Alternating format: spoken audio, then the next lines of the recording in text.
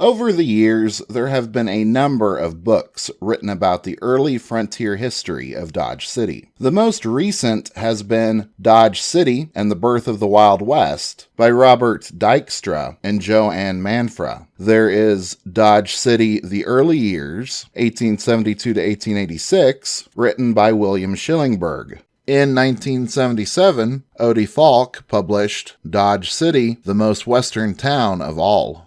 My two favorite books on Dodge City are The Delectable Burg, An Irreverent History of Dodge City, 1872 to 1886, and Dodge City, Up Through a Century in Story and Pictures, both of which were written by Frederick R. Young. Before any of these were written, Dodge City, Queen of the Cowtowns by Stanley Vestal, published in 1952, remained the go-to book for Dodge's history. And there are a number of other books that have been made, which include Dodge City history in one way or another, but were not meant to cover all of its early history. Today we will be talking about the first history book on Dodge City. It was published in 1913 by the Wichita Eagle Press and contains 342 pages. The title is Dodge City, the Cowboy Capital, and the Great Southwest in the Days of the Wild Indian, the Buffalo, the Cowboy, Dance Halls, Gambling Halls, and Bad Men,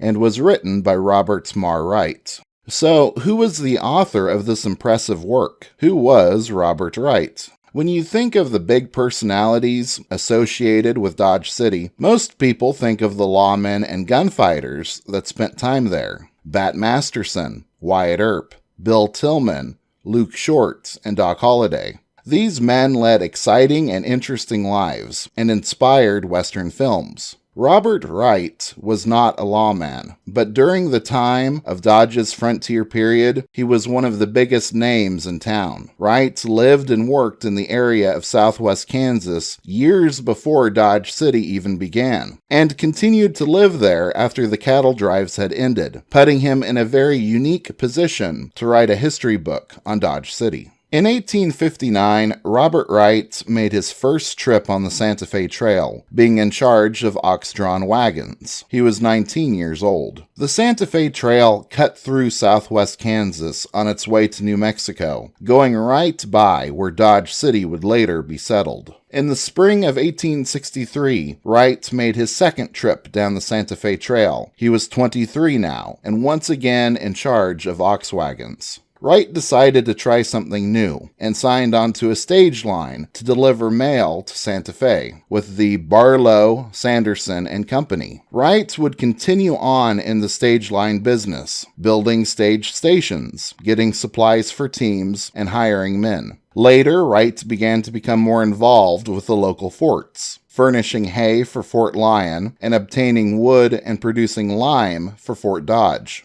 On November 12, 1868, Robert Wright was given the position of post trader at Fort Dodge, a highly coveted position. Being post trader meant that Wright set up a store at the forts to cater to the needs of soldiers, officers, and any civilians visiting there. Much of the pay the soldiers received ended up being spent at Wright's store. Perhaps the most popular of the goods sold by Wright at Fort Dodge was alcohol, which relieved the boredom and stress by the soldiers, but also caused a slew of problems. There had been multiple attempts at Fort Dodge to outlaw or restrict the use of alcohol at the fort, to no success. Even if alcohol could not be sold at the post traders, then soldiers would obtain it outside of the military reservation. The problem of drunkenness at the fort came to a head in 1872, when Colonel Richard Irving Dodge became the commander. The colonel found a drunk lieutenant drinking with the enlisted men, and when the lieutenant was confronted by Colonel Dodge, he struck the colonel and knocked him down. The lieutenant then got on his horse and began firing several shots in the store, until somebody knocked him in the head with a billiard cue. There were other incidents besides this, a group of cavalry too drunk to mount their horses, and soldiers in the hospital becoming too drunk for the doctor to properly attend to them. In 1872, Robert Wright was ordered to close his bar, discharge his barkeeper, and not sell any liquor to anyone within the limits of the military reservation. This was one of the contributing events to the start of Dodge City, as George M. Hoover traveled 5 miles west of Fort Dodge, just outside of the military reservation, and opened the first saloon in Dodge City on June 17, 1872.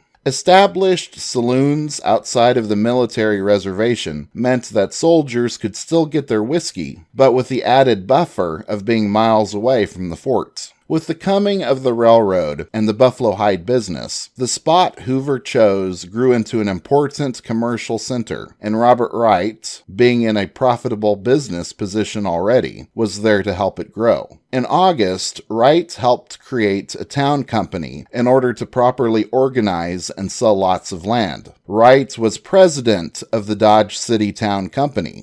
Wright would partner with Charles Rath and form the Charles Rath and Company, building a general store on the corner of 2nd Avenue and Front Streets. This general store would be one of the busiest places in Dodge City throughout the early buffalo hunting period and the time of the cattle drives from Texas. Wright would buy out Rath's stake in the business, but would later partner with H.M. Beverly. In addition to being one of Dodge City's leading merchants, Robert Wright served as postmaster, the state representative for Ford County in the Kansas legislature from 1875 to 1883, served as the state forestry commissioner, and was once the mayor of Dodge City. There is a great book about Robert Wright titled The Merchant Prince of Dodge City, written by C. Robert Haywood and published in 1998. Why did Robert Wright decide to write the first history book on Dodge City? He partly answers this in the introduction. At the solicitation of many friends and acquaintances, as well as a great many people who are desirous of knowing about early life in the Wild West and the great American desert, especially in wicked Dodge City, I write these true stories and historical facts. He then goes into more detail. In writing these stories, I have yielded to the request of my friends, principally for the reason that there are but few left who saw these things, and I too will soon pass away. He was correct. Robert Wright would pass away on January 4th, 1915 in Dodge City. The other reason behind writing the book was simple: to make some money. In his later years, Wright had to liquidate his assets in order to make ends meet. In 1906, he was even finding it difficult to locate a buyer for the remaining land and cattle he owned. Unfortunately for Wright, even though his book received much praise, it was not financially successful. Nevertheless, Dodge City, the cowboy capital, has helped spread the fame of Dodge City across the nation. So let's take a look at the book. It has 342 numbered pages and was published in 1913 by the Wichita Eagle Press. The book is now in public domain and can be read for free on archive.org, although you can still buy original copies of the book, and newly printed copies are sold online. I own this original copy. The cover is dark green, with a shortened version of the title above a Native American standing next to a buffalo. There are 17 chapters in the book. Some chapters are much longer than others. The chapters are divided by subject and are roughly in chronological order. They are, Chapter 1, the country, time, and conditions that brought about Dodge City. Chapter 2, travel on old trails. Chapter 3, ranching in early days. Chapter 4, the greatest game country on earth. Chapter 5, Indian life of the plains. Chapter 6, wild days with the soldiers. Chapter 7, the beginnings of Dodge City. Chapter 8, populating Boot Hill. Chapter 9, the administration of justice on the frontier. Chapter 10, the passing of the buffalo. Chapter 11, joking with powder and ball. Chapter 12, when conviviality was the fashion and the rule. Chapter 13, resorts other than saloons and pastimes other than drinking. Chapter 14, where the swindler flourished and grew fat. Chapter 15, the cattle business and the Texas drive. Chapter 16, Distinguished Sojourners at Fort Dodge and Dodge City. Chapter 17, The Great Decline and Subsequent Revival. The majority of the book was written by Robert Wright from his perspective and personal knowledge of the history of the area. However, he supplements this by using first-hand accounts from other people and newspaper articles from the time period. Wright also includes several poems to add flavor to his work. There are two versions of the book, a first edition and a second edition, and both contain different photographs. The second edition is more common. There are 26 images throughout the second edition of the book. Most are photographs, but some are sketches. The first is a photograph of the author, Robert Wright, as he looked in 1875. The second image is a photograph of Robert Wright with his son Connor, standing in Wright Park. In 1883, Robert Wright purchased 19 acres of land near the Arkansas River and planted cottonwood trees there, intending to give the land to the city to be used as a park. In 1900, the city took control of the land and named it Wright Park. The third image is a photo that was taken on the steps of the Ford County Courthouse in Dodge City on April 30th, 1879. It is of Indians who participated in Dull Knife's raid in Kansas in 1878. Around 40 settlers had been killed during the last Indian raid in Kansas, and these Indians were put on trial for those murders. George Reynolds, their interpreter, was photographed with them. Wright's caption said, "These Indians would only be photographed with the interpreter. They were afraid the camera would shoot them." Eventually, all of them were acquitted of the charges.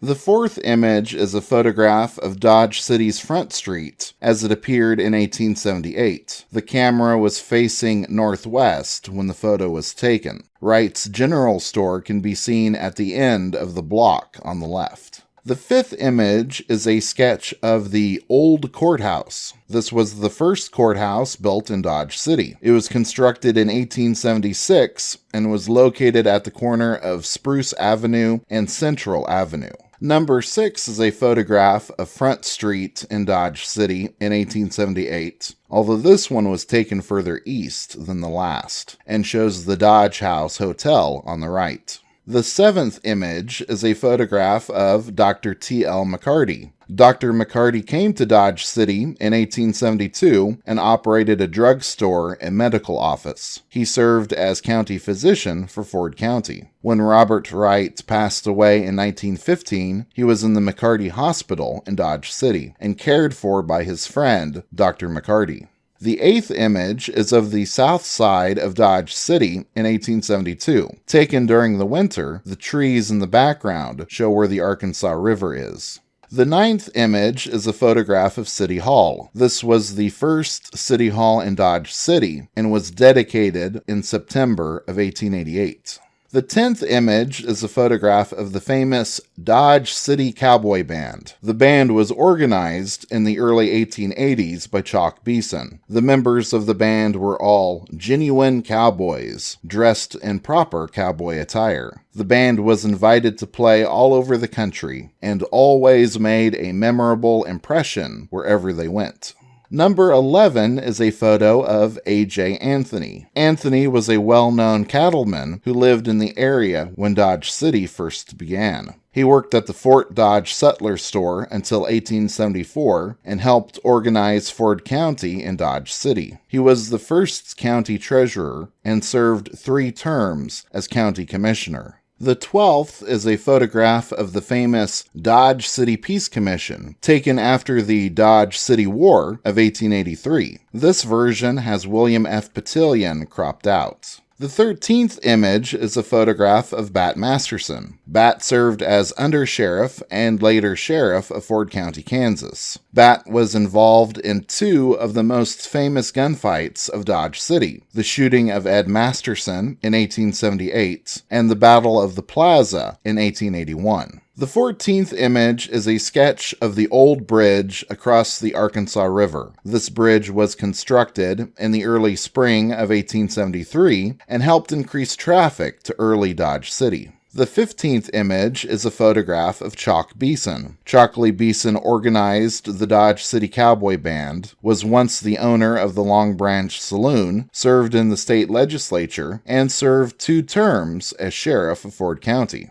The 16th image is a photograph of Sewell College. Sewell College opened in 1888 at the north end of Dodge City. The land and money to build the college was donated by Asa T. Sewell. The college later became St. Mary of the Plains. The 17th image is a photograph of the 3rd Ward School. This school was built on the site of the original Boot Hill Cemetery after the bodies had been moved. It was nicknamed the Boot Hill School. The 18th image is a photograph of H.L. Sittler. Before Dodge City began in 1872, H.L. Sittler had built a sod house on the land that was to become the town. Sittler supplied wood to Fort Dodge and engaged in freighting for the United States government. Sittler helped organize Dodge City, hunted buffalo and wild game, and would later go into the cattle business. The 19th is a photograph of G.M. Hoover. Hoover opened the first saloon in Dodge City on June 17, 1872.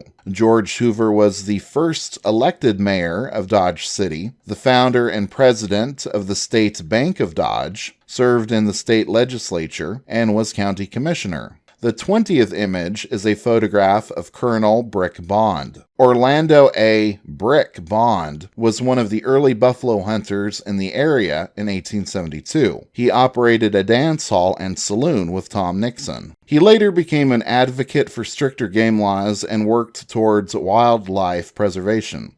The 21st image is a photograph of the Hanging Tree in Horse Thief Canyon. It is said that 3 horse thieves were hanged from this tree.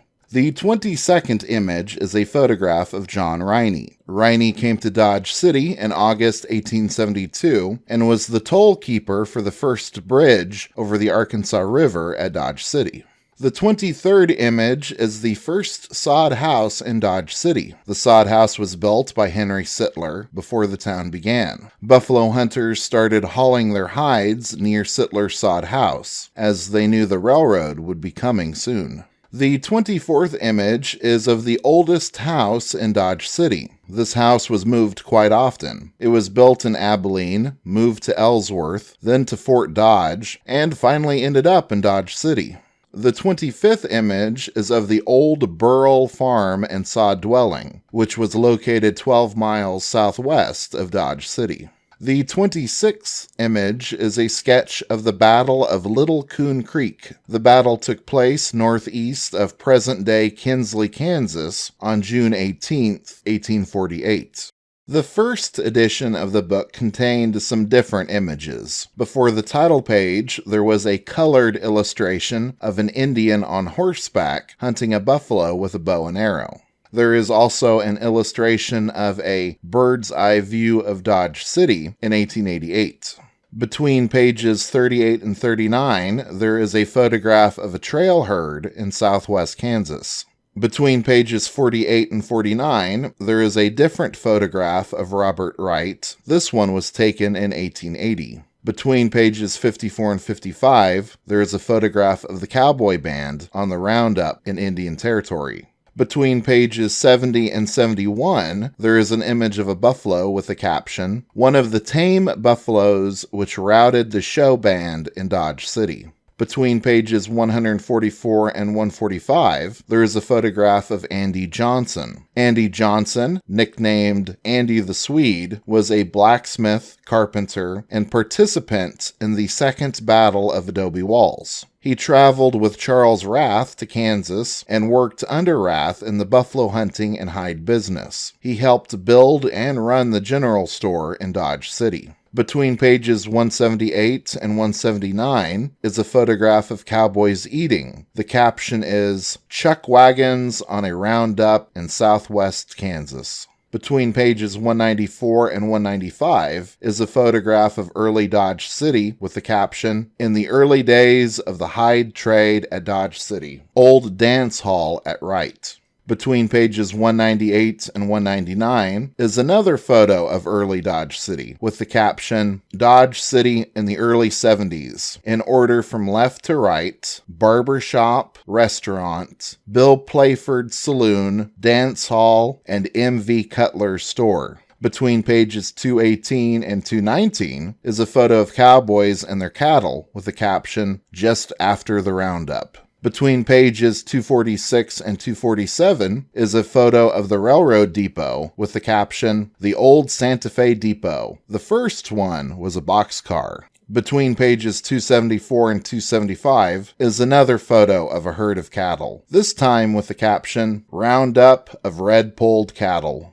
Between pages 298 and 299 is a photograph of Ben Hodges, with the caption, Ben Hodges, the great desperado and horse thief. Benito Francisco Hojero, better known as Ben Hodges, was an interesting character. He came from Mexican and African American roots and traveled to Dodge City in the 1870s with a Texas herd. He had a reputation as a con man and horse and cattle thief, but was nevertheless well liked among many citizens of Dodge City. And those are all the images used by Robert Wright in his book. So why do the first and second editions have different photos? Both editions were published by the Wichita Eagle Press in 1913, but there was a fire at the publisher, and Wright had to pay to reprint it again. This may have given Wright time to think more about what images he wanted in the second edition. The color illustration at the beginning of the book may have been taken out due to cost. There are higher quality versions to many of the photographs he used. I included the images as how they appeared in the book because that's how the majority of people who studied Dodge City at that time would have experienced them. In his book, Robert Wright refers to the 7 old-timers of Dodge City and includes their photographs. They are A.J. Anthony, Dr. T.L. McCarty, G.M. Hoover, H.L. Sittler, O.A. Bond, Andrew Johnson, and Robert Wright. Although there were quite a few people still living in Dodge City in 1913 who had seen Dodge City in its wild days, there were only 7 people who had been in the area when Dodge City first began in 1872 and continued to live there. These 7 old-timers had witnessed the total transformation from empty prairie land into a prosperous modern city. The first 6 chapters of Wright's book paint a picture of the wild frontier which would birth Dodge City. Wright discusses the landmarks of the area, along with the stories about them. His first-hand knowledge of the Santa Fe Trail served him quite well as a storyteller. Contact with the American Indians, the abundance of wildlife on the plains, and his experiences with the soldiers sent there all make for fascinating reading. After 137 pages, the stage was set for Wright to discuss the drama that was Dodge City.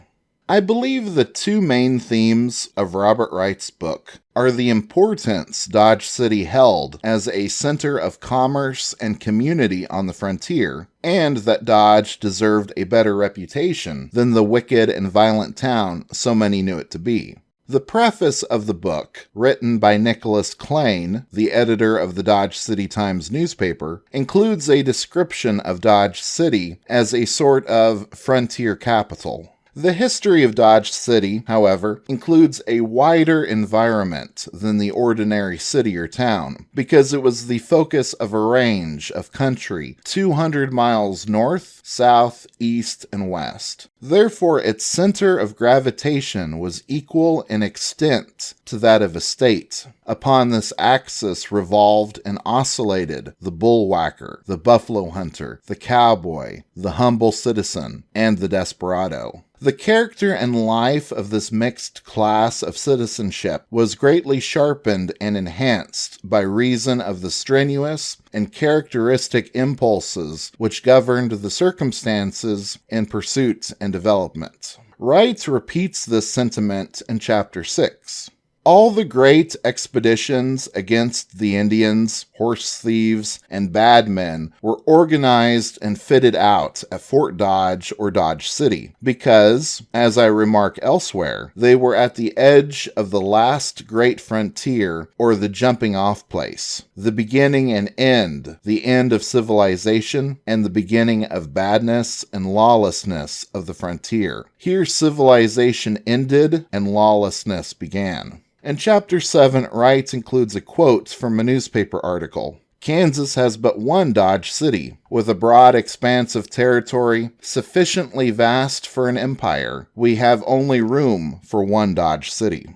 Dodge City had two main economic periods during its heyday. From roughly 1872 to 1874, it was the center of the buffalo hide business in southwest Kansas, Indian Territory, and the Panhandle of Texas. When the buffalo herds had been exhausted, a new industry flourished, the selling and shipping of Texas longhorns brought up by cowboys from 1875 to 1885. Buffalo hunters, Texas cowboys, settlers, farmers, gamblers, cattlemen, soldiers, desperados, and gunfighters all traveled to Dodge City. Robert Wright, owning one of the busiest stores in town, witnessed their comings and goings.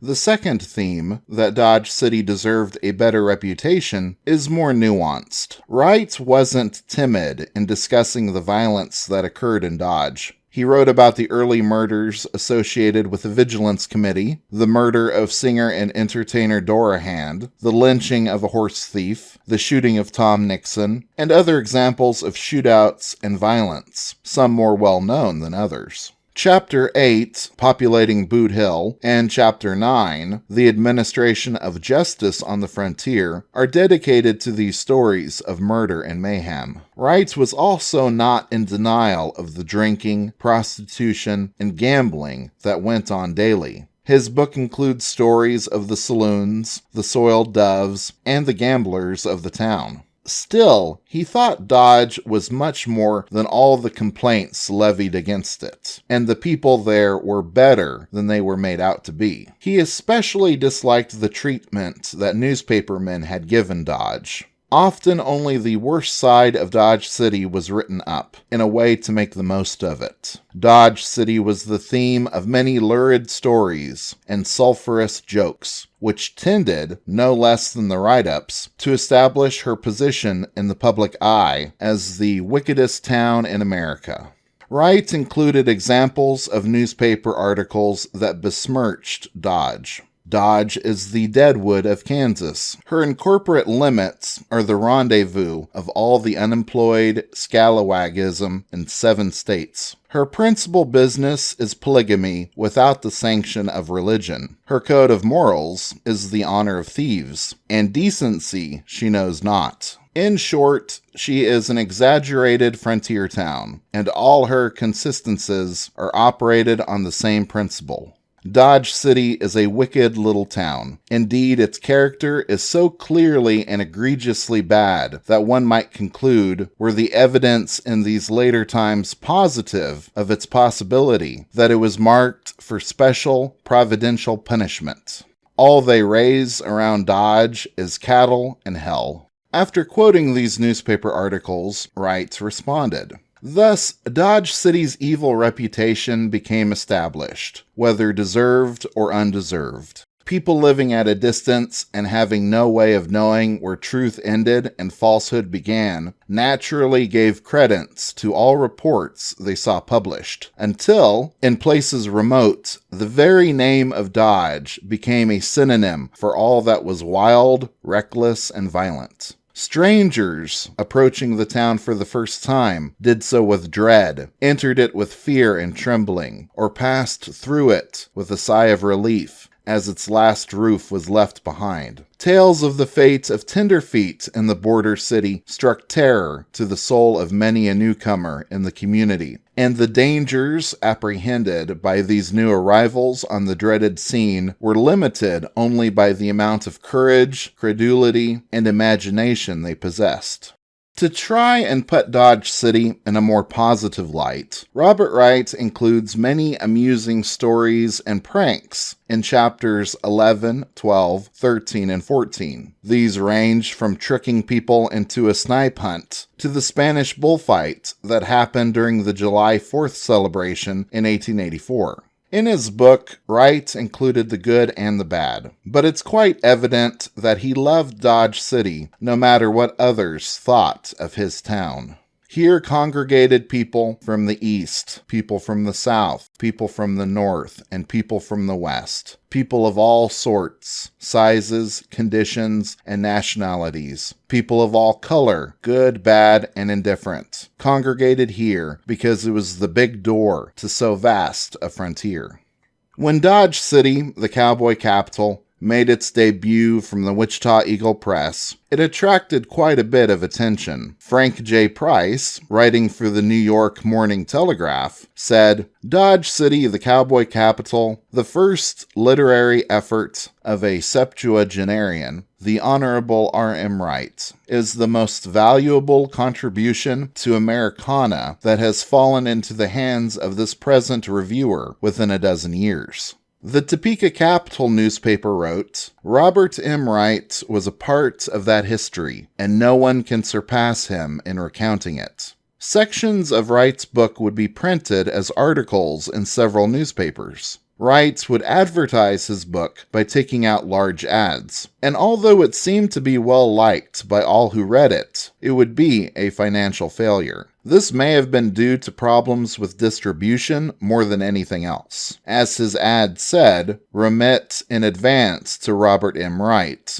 Price postpaid $1.70. So somebody wanting the book would have to write to him in Dodge and send payment, after which you would receive it in the mail. Despite the poor sales, this book would provide a foundation for any study of the town that followed. To have a book on the shelf with so much history readily available was important in sustaining interest. To have it written by somebody who experienced the history firsthand gave authenticity to the words and style that only made it greater. This book was the last great endeavor made by the author. Robert Wright would die on January 4th, 1915, in Dodge City. The Dodge City Daily Globe would publish, "Robert M. Wright, Dodge pioneer merchant, died this morning." Robert M. Wright was a figure of more than statewide importance, and had been from the time Dodge took her place as the head of the cattle industry of the Southwest. Every man who visited Dodge and was of sufficient social or commercial importance to meet anybody met Bob Wright. And upon every man who met him was stamped the impress of his personality. He was the merchant prince who bought buffalo hides by the thousands, outfitted every kind of prairie enterprise, spent thousands in the upbuilding of Dodge, and whose hospitality was unlimited. He was respected by his fellow townsmen, and in his long residence held offices of trust and confidence. Of late years, he had turned his attention to a book relating the incidents of his youth as they related to Dodge, and most of his life was identified with the town, and with a recital of the history of the Southwest cattle country. His Dodge City, the Cowboy Capital, won praise from reviewers when it was published a year ago. It will be among the old-timers that Bob Wright will be especially missed, for he was an authority on early-day history of Dodge. He remembered well the history he helped to make, and delighted to relate incidents of pioneer times.